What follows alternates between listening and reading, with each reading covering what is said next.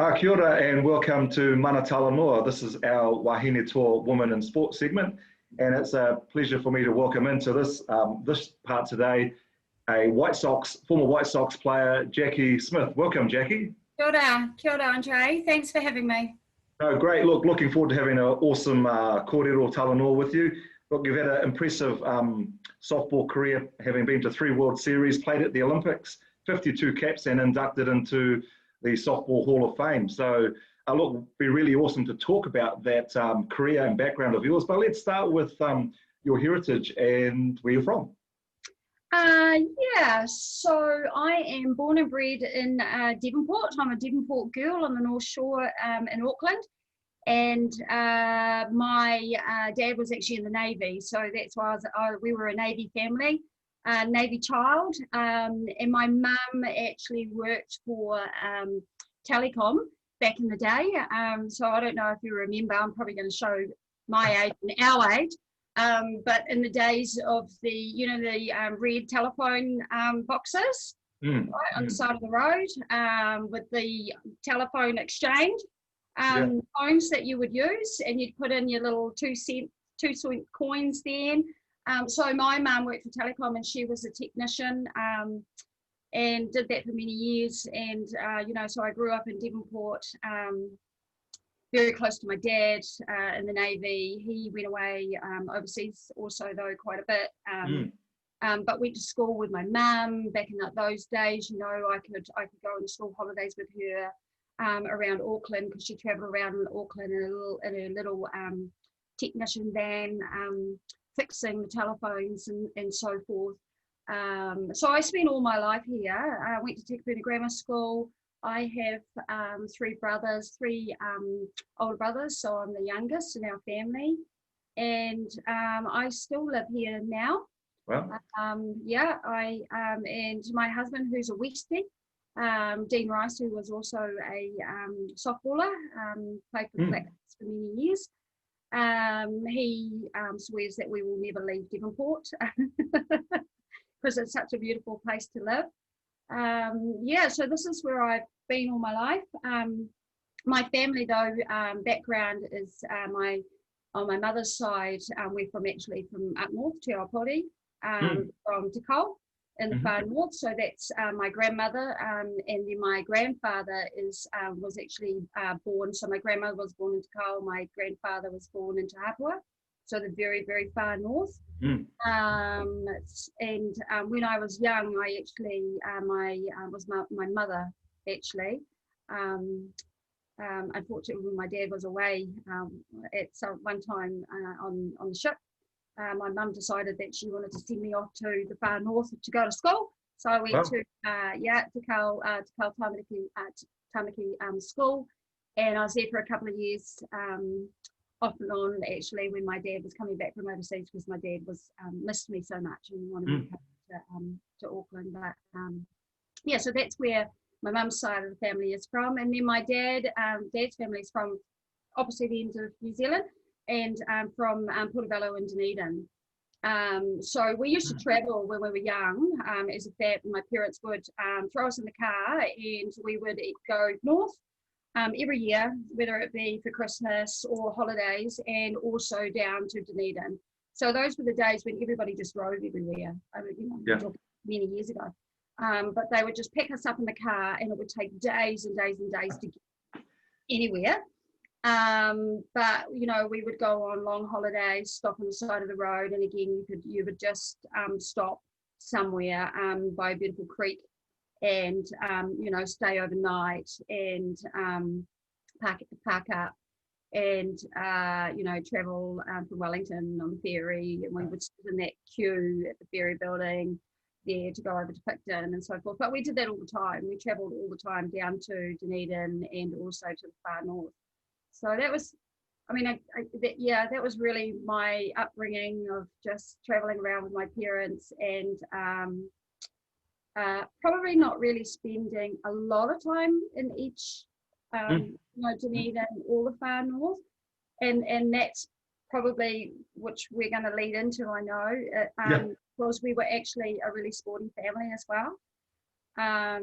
So we couldn't go away for too long, even though it seemed like a long time when we were away, because my brothers also played sport. Yeah, So yeah. we went for some time, probably a week holiday, but we had to get back because we had to get back to sports. Yep, yep. And that's probably where my sporting career started, was with my family being so involved with sports. And in terms of the sporting career, has it always been softball, or was that the sport that you started playing as a young person? Or how did that work for you? Yeah, actually, funny, it actually has been. It has always been softball, although I guess you could say that I was talented at many sports. But the specialist sports, I would say, was softball, and the reason is because both my parents were actually involved in softball. So again, when I grew up, I was exposed to softball from from a very young age. They carted us all around sports, but my dad, and being in the Navy, was involved with softball. So from an administrative perspective, and my mum played softball as well for the Navy Softball Club. And so, of course, they would cart us along to all the games and so forth. So I would have been, I can remember back to probably about sort of 7 or 8 when I was going along to softball games and just playing on the, on the sideline and watching mum and dad, or watching my mum really. Dad didn't play because he was managing. So exposed to it really, really early, and that's probably the sport that I knew the most, just because I was around it the most. But when I was at school, I was involved in many other sports, just anything really. Soccer. Back in the day, was soccer and netball, athletics, women, but also predominantly softball. Yeah. Well, and as you're saying, with the family and your brothers and your parents playing softball, softball is a great family sport because, in some ways you can almost have a game where everyone's playing. The whole family, mum and dad can play, and the kids are playing at the same time. Yeah, absolutely. So, so back, mind you, interesting, my brothers didn't play. So they played rugby and cricket. One of my brothers played, and sadly, when he was 16, he actually passed away, died of cancer. So very, very young. And but he had a few years, and he was an amazing player. Not my brother, but had all the potential in the world. But he played when he was, because he was a bit older than me, so he was about 14, 15, because he passed away when he was 16. But otherwise, my other brothers played other sport. We were all involved. We were just all involved in sport. But I was the youngest, tagging along. So when I think about it, it was just always a given that I guess I was either going to love it or hate it. It was one of those love-hate relationships. It was like, oh, really, do we have to go to softball again? And then when you were there, I enjoyed it so much. But when I think back to, the beginning and where I ended up and what I'm doing now, the things that I knew I was learning along the way that I think about now was that I was, forming, like you say, that family, that real whānau around you within football, which is what it is. My daughter also, I played with my daughter as well. My daughter, who's 29, we played together in softball. And to your point, there's not many sports that we know of that parents can actually play at a competitive level with their children.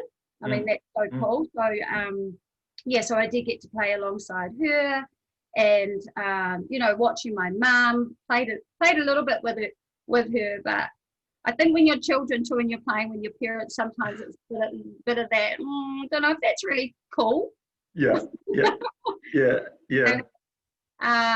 But yeah, I just picked up and learned because I was there, and I just started to watch and learn and actually take on board how they were playing the game. And so when did it occur for you that, you were getting really good at the sport, so that, what was the club that you started at? And then, I guess comes to a point in the game where you're making rep teams and you're getting selected. And so what's the club that you started out in, and then kind of follow the journey of, you went to the Olympics. So what was the pathway from playing on the North Shore, club softball, rep softball, making the White Sox, and So I think, I actually officially started when I was about 11. Prior to that, I was just sort of playing around and going along and watching. So about 11, I remember that I actually started to really take it seriously.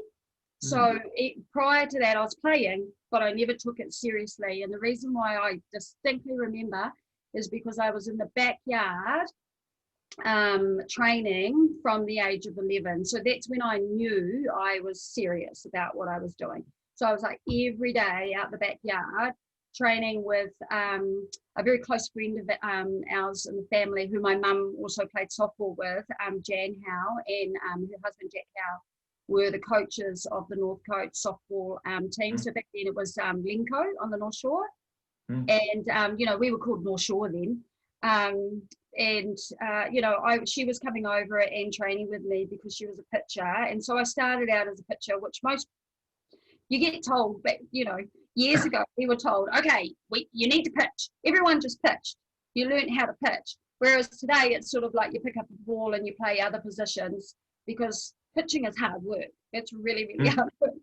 But, and I don't know why I was pitching, because I'm too short. I don't have the body type. Although I know that some pitchers would probably argue that. But so that's when I started, and I just trained. I trained every night. I would go out the backyard.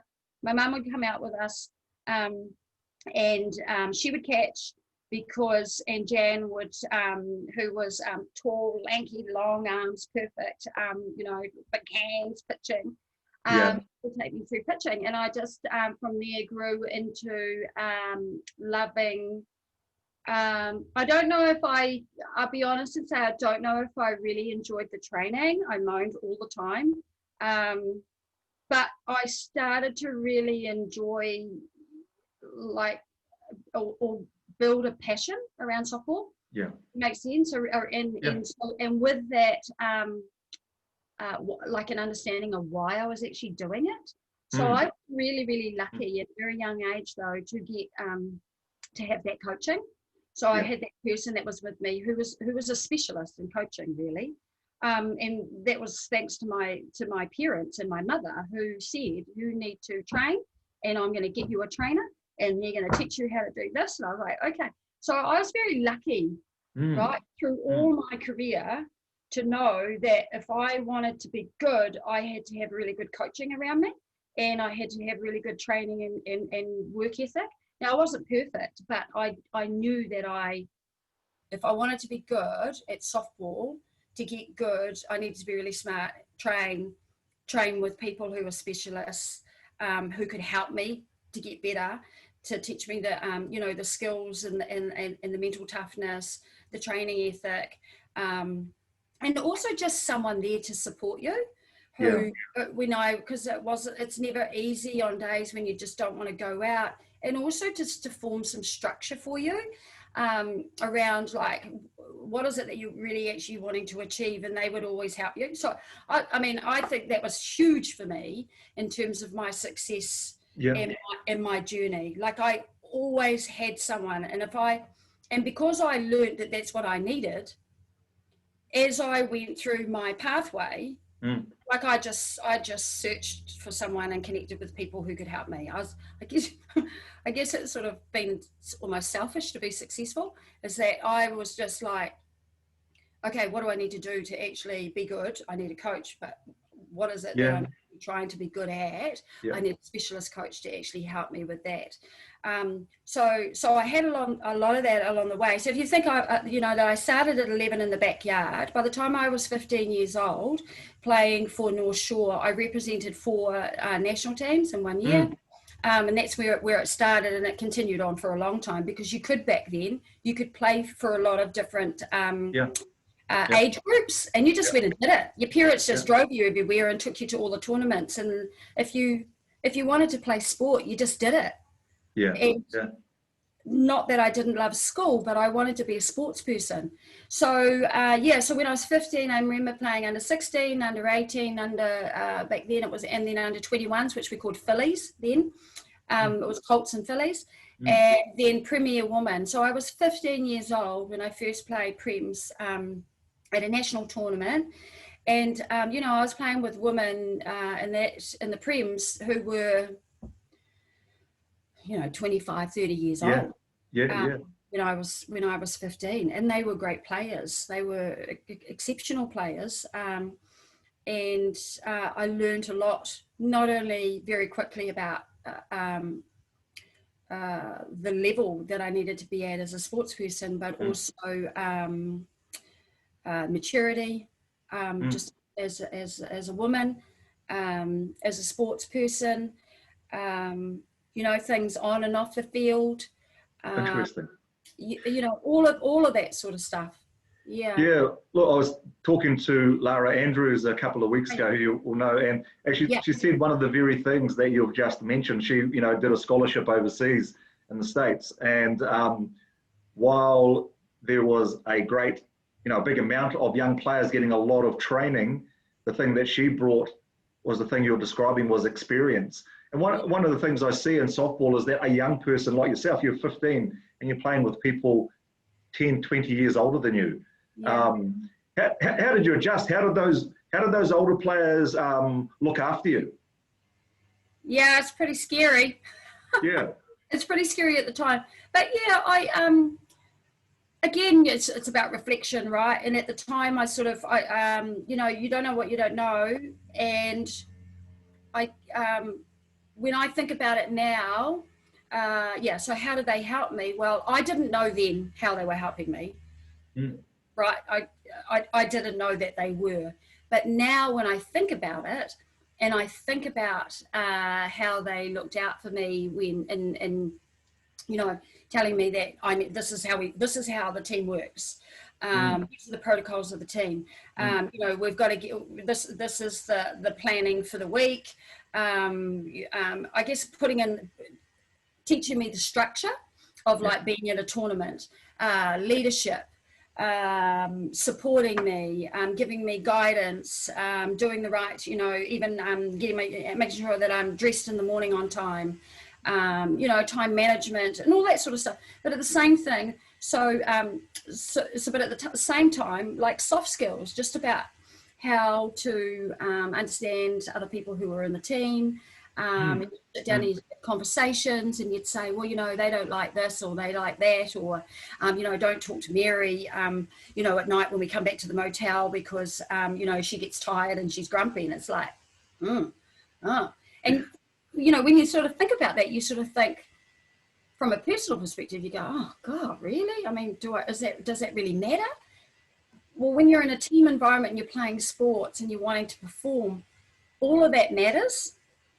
All of that's really important about understanding what the team dynamic is, and self-awareness, social awareness, people around you. Again, like learning from them that's part of them leading me and supporting me by informing me that this is what the team culture is, because they could have very easily just gone, leave her on her own. I mean, she's just another person that's playing in this team and she's young and she'll learn. And it's like, well, but you won't unless you actually get the support and someone actually explains things to you.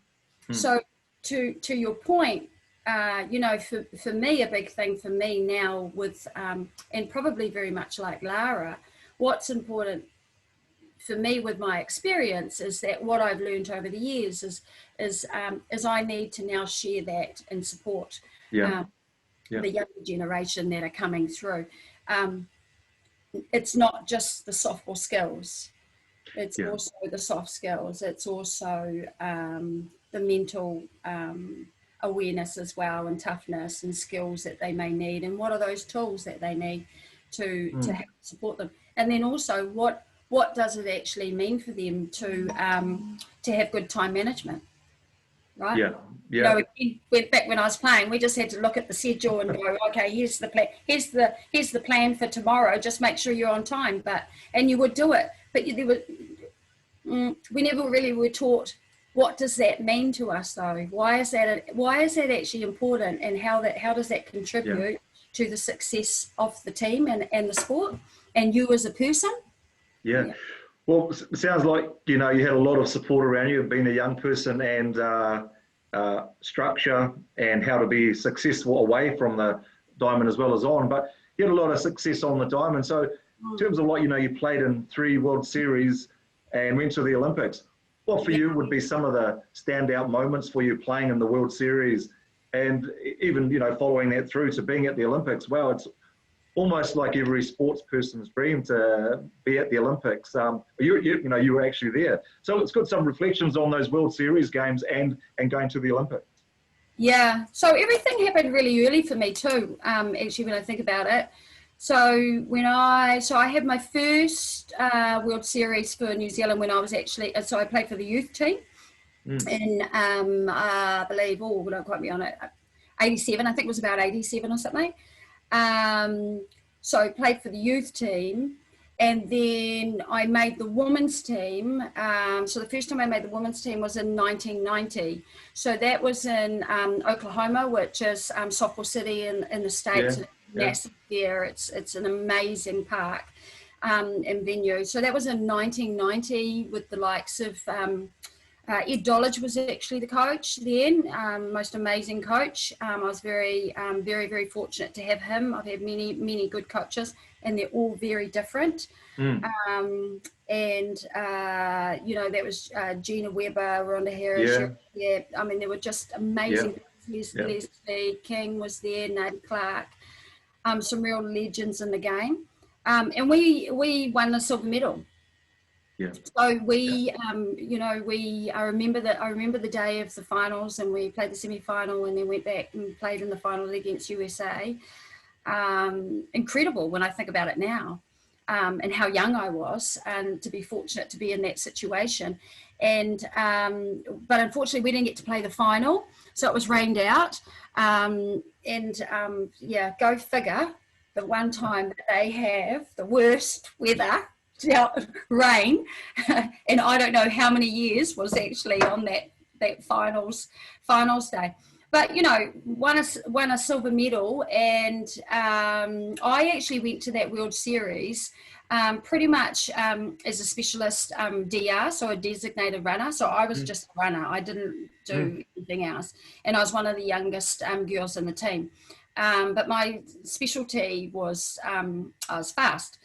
And so when I go back to Ed Dollage, and what I loved about him was he was incredibly strategic. And he so with that planning, he set really clear expectations with players, so you knew exactly what your role was and what was expected of you. So as much as I wanted to get on the field and hit and field, he was very clear that, Jackie, this was your role. Our hitters will get on base, and when they get on base, you're coming on and you're running. And that's literally all I did. But how cool was that? How cool was that? And that sort of led me into my knowing that was my expertise as a softballer. That was my skill, is that I was fast. And so then I basically had built a game around that in terms of my speed and agility. And I became probably more of a utility, but I was, if anything, my specialty was agility and speed. So sort of 1990, and then carried on. I think the next one was, when was that? So 94 would it be? Because it was every 4 years. Yeah. So we were very successful in 90, and then unfortunately we went through a period where we sort of tapered off, I guess. So we actually, we sort of dropped slightly, and then sort of maintained that for a few years, over the next sort of six to 8 years. So 94, 96, and then I went, and the big next highlight was in 2000, of course, for with the Olympic Games. So I didn't get to go to the qualifier, and that was the year that the ladies went to, oh gosh, hope I get it right, I think they went to Taiwan for the qualifier.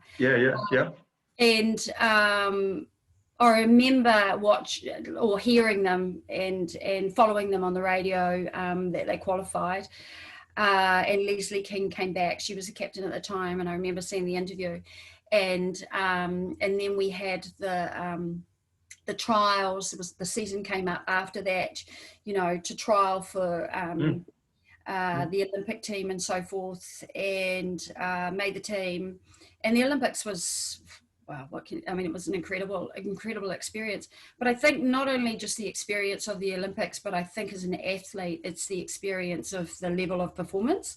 And as an Olympic athlete, that you would never have thought of, or you don't realize the level that you can actually achieve.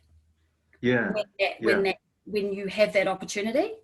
Right, and you think that from a World Series, like it would be the same, but it's not. It's not the same. It's another level.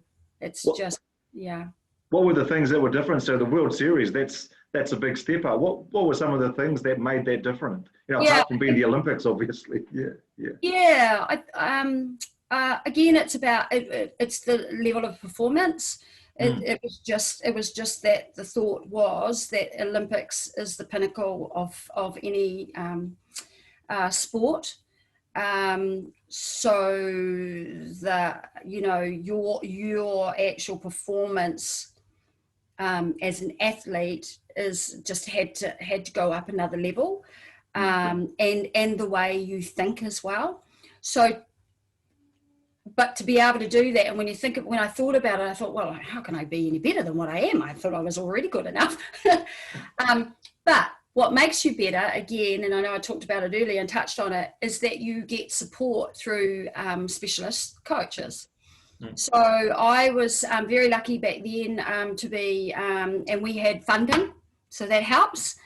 As well, because it's the quality of coaching and support that you get. So I was very lucky then, and the team was that we were supported through the Sports Institute, so sports science, supported us mentally, skills, all sorts of different tools were provided, right, to us to enhance our performance. But I actually teamed up with Davis Liefeld, who was very well known in the sports industry as a specialist sports science coach or trainer. And he, because he's done a lot of work, and I haven't seen him around or heard from him in a long time, but I'm pretty sure he's still with Team New Zealand as one of their trainers. And we just used to do the training was just different. The speed training, the power training, the sports science behind my training was different. And I think that's probably also part of it, was that the way we actually executed the types of trainings physically was different. We just found a different way to make me faster, which I had not done before. I mean, I think about it now, and it's probably that they're probably far more advanced again, right? Because this was 2000. But, you know, back then it was the simple things of bringing in things like the ladders and the power training with the hurdles, even implementing power lifting, which I had not done prior to that. So all of those types of real key specific training made me a better sports person. It made me, the objective was to, I was already fast, but I needed to be faster. So how was I going to get faster? Right, and over a short space of time, because softball's short distance, explosive off the mark, and also agility. You need to be really agile. So explosiveness, agile, but at the same time have a really good base level. So, you know, even my base level fitness improved. So, I mean, just all of that. And then the mental training skills that went along with it and breaking it down through sports science, how you stay focused, how you switch on and off, you know, the keywords that you're telling yourself as well. So learning all of those things, which I hadn't really mentioned that before. Yeah. That's interesting. I know earlier when we talked offline kind of thing about how sport has changed, and we're kind of from a similar era where, and you know, there were some exceptional coaches, but a lot sort of told you to get out there and go fast and go hard. And now, you know, you've been articulating a lot of specific physical training, the types of drills, the weights, and then bringing the thinking into it. So how you apply your mental skills to the sport. So and a lot of that too, Andre, is about how do you so there's also not only just been told it and shown it, but then how do you actually structure out the training? So it was also that, because you have to train the right way at the right time, right? So if I was wanting to be fast and explosive, then I didn't want to do heavy weight training, right, which was slow and made me strong. But basically it was about strength, but it's down. Well, that's not ideal for me. So the type of coaching support was helping me to say when I needed to do the right type of physical training at the right time, so that you were in peak performance. So the key was the peak performance at the right times, as well as the mental that aligns with that as well, right? Everything needs to be at your peak at the right time, and then when to switch that off, when to also recover. You know, all of those things that I just never thought about it prior to that. Yeah, and bringing those learnings like mental toughness, knowing the support you need, developing the structure, developing tools to help you do better. You know, taking those away from the sport of softball. And the kind of leadership lessons learned. What would be, what would be sort of your thoughts around how you've taken those things away from sport, and you know, you're kind of applying them in either your everyday life or in your career and the work that you're doing now? So I mean, a lot of the things. So if I look at it, I guess from a sports perspective, as well, specifically if I look at leadership. You know, the things that I learned from players around me, from coaches around me, from all the different support mechanisms that I had, from all sorts of different areas. You know, what was important was about communicating well, as I've talked about, you know, the time management, decision making, when to make the right decisions about what I was doing on and off the field, dealing with change, dealing with conflict. You know, curiosity was huge back then too, and we used to ask questions all the time. And I remember, and bless his soul, Mike Walsh, love him to death, but I swear we would challenge each other a lot, and he would challenge me, but I didn't even really know what that was. I didn't know what that meant. But what I was actually doing was asking questions like, you know, why are we doing this? Why are we doing that? You know, and to a point where it's go, Jackie, just do it, right?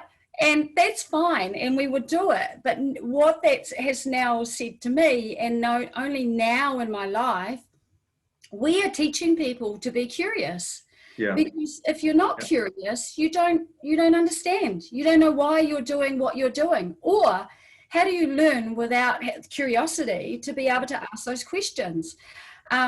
So, you know, these are, and a lot of that builds confidence, because you're seeking to understand, right, what it is that you need to know, all sorts of different things like that, and you know, motivating people around you. So, and all of that to me, if you wrap lots of different things up in leadership and what I've learned in sports, you know, helps you to, in life, build trust with people around you who hopefully, which is what I want to do, helps people to grow and develop.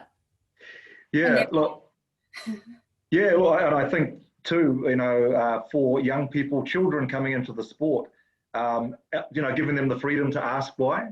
But I think also going back the other way for the coach to think about asking them about how they might apply themselves to the sport, so that look, there's a point where you need to be going, this is how it's done, but you don't want to limit the thinking of the athlete by telling them everything. So that they have to rely on being told what to do.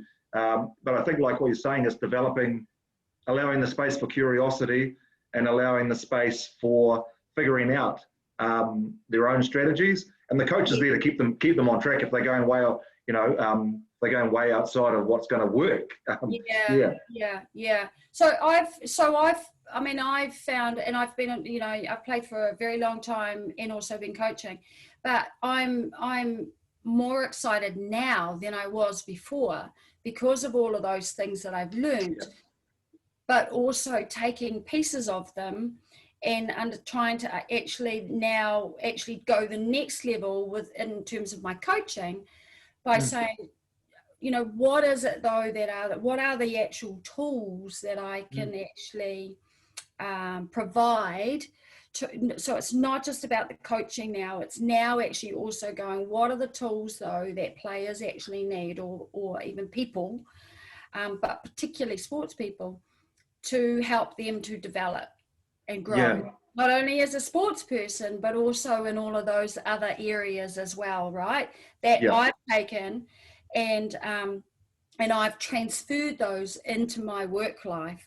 And this is basically what I do at work. I use all of these skills that I've taken from softball over the years, and now I have transferred and I'm able to use them in my working career. And I've been in performance coaching in corporate and organizational culture and customer experience as well. So, dealing with our customers and understanding what are their needs and so forth. And, all of those, I unfortunately didn't have time to go to university and learn these skills. So I'm self-taught, but I learned this from sport.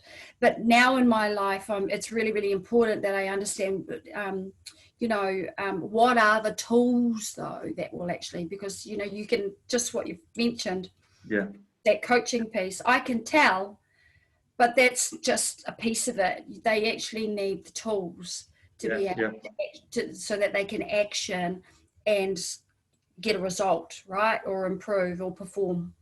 Yeah, no, I think fascinating to bring those into the workforce, because I think when you're a successful coach, one of the things you do is observe and give feedback, and all those sort of things apply when you're in the workforce. If you want to develop a high performing culture, it's not about telling everybody what to do. And I think there's times where you tell, and there's times where you go, well, let's reflect and find out what you've learned and to take the next step. Well, tell, show, do, right? So I love that. Keep it simple. So tell them, because they may not understand. And also because people learn in different ways. Absolutely, right. They may be visual, they may need it written down, they'll read. I'm very visual, and I also am a doer. So I'll see something, learn from that, listen to you explain it to me, and then I'll go and do it. But if you give it to me to read, it will take me forever. And I can do that, but it still also is not the way that I learn.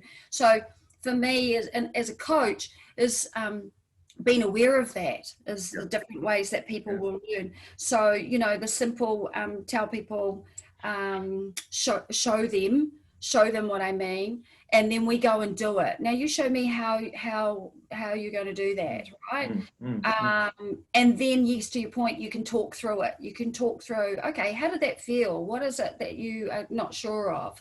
You know, what else do you want to know about it? And then that's when you start communicating and you're having those conversations. Yeah. But it's very simple. But again, when I think back, I don't know if we did that enough. Yeah. You know, through my sporting career, and I know we do a lot more work on that now. I know we are spending a lot more time coaching the coaches. I think that's a big piece that I'm also really passionate about. Is that I believe that we have to actually also coach our coaches to coach. That's right. And you know, the things you've talked about, one of the important things I think in sport or in business is that your team trusts you, and you build up trust by building rapport, and you build rapport by them feeling like they have a space to ask, and you know, and that you can, you know, you're going to respond around that positively as well. You know, don't get me wrong. There comes a time you go, you've got to catch that ball when it's out to you in the outfield. Yeah. Don't miss it. But it's kind of like, well, when things aren't going right, what's not happening? What do I need to do to get that right? You know, using that kind of example. Yeah. But that's being decisive, right? So that's another thing that you have to learn, because it's this decision making, which you can take time in making decisions. But to your point, there are some times when someone just has to make a call, and that's being decisive. But again, I don't know if that's something that you know you're capable of or you're good at. You see that within people. And you learn that some people actually are able to make decisions really, really quickly under pressure, right? Or they adapt and they come up with ideas and then they make decisions, right? But it doesn't, again, that's the beauty of learning that sort of stuff. And we learn that in sport. But I don't think, again, I didn't know that. So looking at women in sport, and you know, we've talked a lot of things about leadership that have helped you on the diamond and then away. Yeah. So for women in sport, what are some of the things that you see now that are really positive that are going on for women's involvement in sport in New Zealand? Well, things like this are great. So. And the reason though is because this is the channel that a lot of young youth, right? Our sports people, particularly our Māori youth, you know, we can talk about social media and probably the negative side of it, I guess. But there's also so many positives as well, right? And there's so many platforms now where people can learn. This is, for me, this is a learning opportunity that people can, they'll be able to listen, they'll be able to maybe take one little key learning from this, from us having a conversation, and there's sports people that are just listening and learning, right? And they can take it away. So I think this is great that we are doing more of this. I was involved with the women's sport leadership, the Whistler, with Sarah Cowley-Ross, as you know, and Megan Kim. And we actually worked on the project about visibility of women in sport. And, you know, it's about them having more of a voice. So things like this is giving them a voice. You know, they will be at times uncomfortable. Some will be uncomfortable, but they'll get better at it. But this is to me something that is really, really, really important, because it's more natural. It's about having a conversation. You're not, you know, we're not asking our sports people to stand in front of big cameras now and feel uncomfortable about speaking and saying the right things. You know, we'll just support them by just having a conversation with them and making them feel comfortable about talking about something that they love, right? So I think this is huge. I think this is massive, particularly for softball, because again, as you touched on in the very beginning, it's a community. So this type of communication makes them feel more comfortable, right? Yeah, and they can have their whānau involved, and they can sit at home like I'm doing, talking in their lounge or in a room. Yeah. And feel really comfortable. So this is a big piece, I think. Yeah, look, you're right in touching on social media, these kinds of platforms. I think we need to learn how to work with that. We see some people saying, oh, there's too much time on phones. It's a reality. And it's like, how do we harness that? Like people will be doing this, they'll have their phone going here, and they can actually do 2 or 3 things, and they're engaged, and that's the language of young people now too. And I think sports and coaches need to understand that. Yeah. So rather than work against them, we need to work with them. They're our future. We need to evolve with them and listen to them and say, this is a part of it, but how do we also use it as a learning platform? So recently we've, through COVID as well, the social media platform has allowed us to have mentor sessions online. So we never had that back in my day. There's no way we would have been able to do that. We just wouldn't have trained. Let alone have a mentor session. So I'm really fortunate this year to be partnering with Stephanie Smith, who's the coach of the Howick Women's Premier Team. This is my first year with them, so I'm really looking forward and excited to be working with them and also with her. But we set up a session online, got them all on Facebook, and it's great. Again, that's massive, because not only to keep them engaged in the sport, but for me, if you think about it, through COVID, there's also a mental and well-being piece in there as well, right? Yeah. That we have to, not have to, but it's an opportunity for us to support them. And these are kids that look for sport as an outlet. Yeah. And now they no longer have it. So what are they doing? And if we can actually keep them engaged and still around sport, which is something they love, talk to them from a strategic perspective, strategies and plays in the game, that type of thing, or even just talk to them and we ask them questions, and we just chit chat and stuff. That's huge. That's massive, right? But especially for sports people, because sports people love engagement. That they need the interaction. That's that whole dynamic of sports. Yeah. So for many today, and I think of even my own children who are really, really active, involved in sport. They're finding it tough that they can't play competitive sport. And so to have platforms like this is huge. It's just how we use it to, as you say, to enhance them as people. Yeah. Well, and having these kind of positive kōrero Talanoa conversations, I think is all part of it. Jackie, it's been awesome talking to you, and I really want to thank you for sharing your story, coming from the North Shore, 3 World Series, 52 caps, Hall of Fame, and just, sharing some of those insights around leadership, lessons learned, and, what's working and what we can do well for rangatahi and women in sport. So once again, thank you for your time, and it's been a pleasure being able to have this Mana Talanoa Wahine Toa Women in Sport session with you. Thank you. Thanks very much for having me. Great.